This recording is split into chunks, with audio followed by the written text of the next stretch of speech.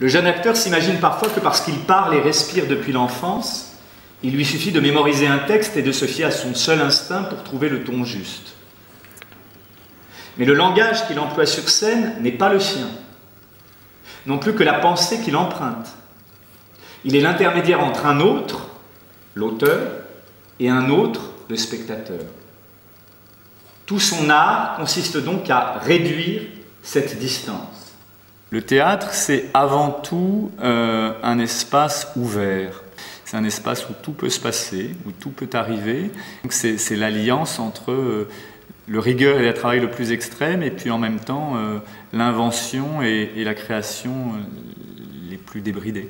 L'idée d'un temps comme celui-ci, c'est un temps ramassé, un temps où ils vont être au travail tout le temps.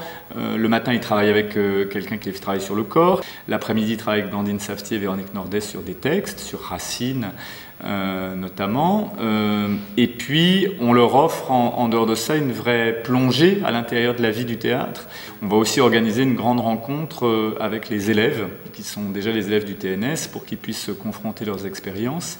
Et je vais aussi faire un temps où je vais demander à tous nos jeunes de premier acte de parler au personnel du théâtre pour leur raconter finalement quelle est leur difficulté, pourquoi pour eux c'est important un programme comme celui-ci. Qu'est-ce que c'est que l'acteur? C'est quelqu'un qui vient faire sur un plateau de théâtre ce que les gens qui sont là, les spectateurs, ne savent pas faire, ne peuvent pas faire. Ce qui est difficile dans le métier d'acteur, c'est d'avoir le courage de tout d'un coup faire apparaître son propre vécu, sa propre vie, ses propres sentiments. Pour être au plus haut sur un plateau de théâtre, il faut arriver à être au plus proche de soi.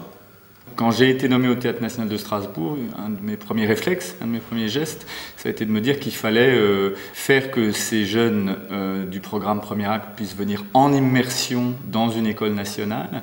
Et puis dans un deuxième temps, j'essaierai moi de mon côté de prolonger cette expérience en proposant l'année prochaine un premier acte, on va dire, implanté en Alsace, décentralisé. Qui n'a pas tout donné à son art n'a rien donné.